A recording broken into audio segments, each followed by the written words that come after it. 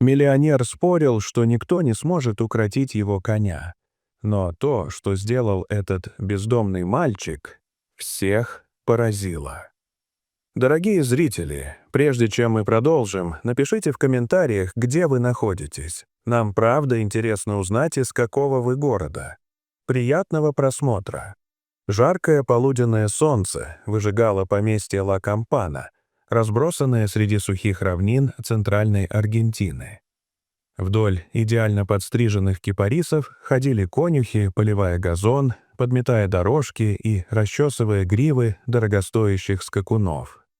Всем этим богатством владел Рамиро Кастильо, миллионер, чье самомнение возрастало пропорционально цене лошадей в его коллекции. Самой загадочной жемчужиной стада был жеребец Гром, угольно-черный, как выжженная земля после пожара. Его привезли из Чили всего месяц назад, заплатив сумму, за которую можно купить самолет. Но конь оказался непокорным. При каждом приближении человека он дыбился, брыкался и крушил доски загона. 3 укротителя уже побывали в больнице, оставив Рамиро в бешенстве и смятении.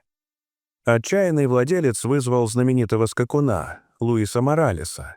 Невысокий мужчина с обветренным лицом, он приехал без лишней суеты. Только седельная сумка и посох. 3 дня подряд Луис подходил к жеребцу на расстояние вытянутой руки, разговаривал ласково, приносил лакомство, но Гром отвечал, как и раньше, шквалом копыт и пеной на губах. «В нем живет не страх, а старая рана», — сказал Луис хозяину.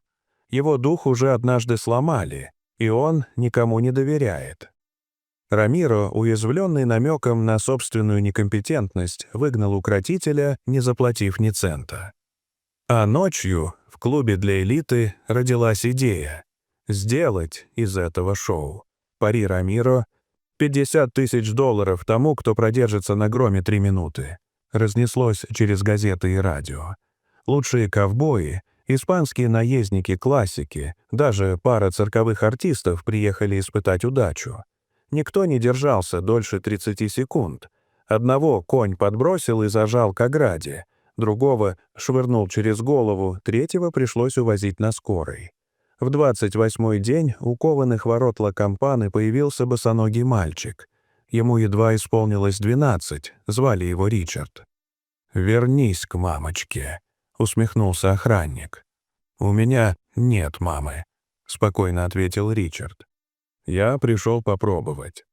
Новость о дерзком оборванце мигом долетела до террасы, где Рамиро потягивал ледяной тоник с друзьями. Смех миллионера звучал, как раскат колокола. «Пусть выходит. Будет фееричным финалом, перед тем, как мы отправим этого дьявола на бойню». Толпа обступила тренировочный круг. Гром грохотал копытами, словно барабанщик перед боем. Но когда дверь открылась и хрупкий мальчик шагнул внутрь, произошло непредсказуемое. Ричард не попытался схватить гриву или подойти вплотную. Он присел в пыль и повернулся боком к коню, как будто пришел под тень большого дерева отдохнуть.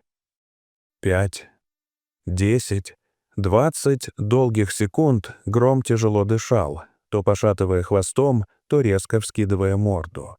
Затем сделал шаг. Потом еще. Ричард тише шепота говорил: «Я знаю, каково это, когда тебе не верят. Нам обоим нужно лишь немного времени». Жеребец протянул шею, обнюхал ладонь мальчика. И вдруг нос опустился к волосам Ричарда. Залп удивленного шепота пронесся по зрителям. Через минуту мальчик стоял на ногах, гладил коня по шее, а еще через минуту сел ему на спину без седла и уздечки. Гром неторопливо пошел по кругу, словно гордый танцор. Хронометрист выкрикнул: «3 минуты! Прошли!» Аплодисменты захлебнулись, когда Рамиро встал со своего кресла.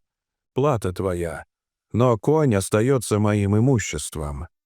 «Мне не нужны деньги», — ответил Ричард. «Я хочу забрать Грома». Высокомерный хозяин, чтобы сохранить лицо, предложил компромисс: половину суммы и доступ к коню, остающемуся в поместье. Ричард отказался. Тогда он придумал второе пари. Мальчик и Рамиро встанут по разным сторонам загона и позовут жеребца. Кому тот подойдет, тому и принадлежит. На счет 3 Гром, не колеблясь, шагнул к Ричарду и ткнулся мордой в его грудь. Перед глазами десятков свидетелей Рамиро проглотил поражение, но затаил лютую злобу. Ричард шел по пыльной дороге вместе с конем, пока не добрался до деревушки Ла-Эсперанса. Здесь жил немногословный кузнец Мануэль, вдовец, державший небольшую кузню и пустующую конюшню. Услышав историю мальчика, он произнес: «Работай у меня, учись делу, ухаживай за Громом. Крыша и хлеб будут». Ричард вставал еще до рассвета, вычищал стойла, подковывал телеги, раздувал горн и все свое свободное время проводил с Громом. Когда слухи о чудесной паре разнеслись по округе, в деревне появился Кастильо. Он предложил сначала 10 тысяч, потом 100 тысяч, наконец, 200 тысяч долларов за жеребца. Ричард отказался.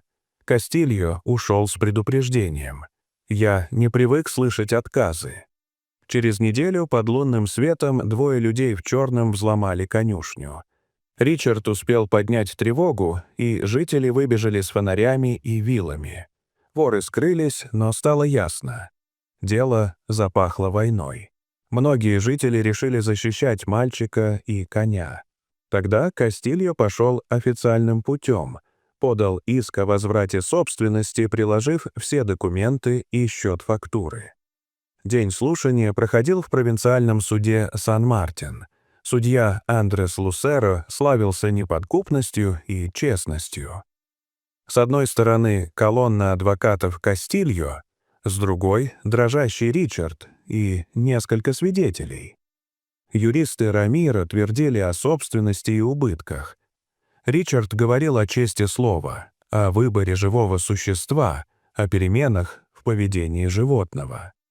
Ричард, когда судья попросил его подойти, произнес: «Если Гром вернется к человеку, которому он не доверяет, он снова станет бешеным.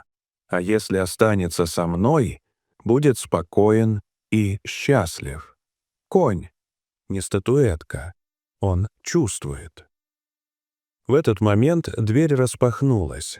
Вошел Диего Руис, юрист Рамиро, который организовывал пари и готовил документы. Он осмелился пойти против своего начальника и передал судье подписанный Кастильо лист. «Я, Рамиро Кастильо, обязуюсь отдать жеребца мальчику, если тот продержится на нем 3 минуты». Зал ахнул. Рамиро побледнел. Судья поднялся. Доказательства ясны. Жеребец по праву принадлежит Ричарду. Иск отклонен. Вечером Ла Эсперанса праздновала. Гитары, мед, танцы до зари. Ричард не участвовал в веселье. Он отвел Грома на пригорок, где светила огромная луна. Нас пытались купить, украсть, запугать, но мы выдержали, прошептал он, прижавшись лбом к темной шее жеребца. Гром тихо заржал и коснулся носом груди мальчика.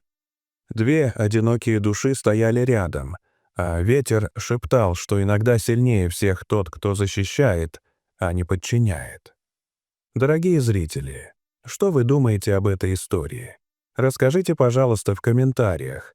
А если вам понравилось это видео, то ставьте лайк и подписывайтесь на наш канал. До свидания!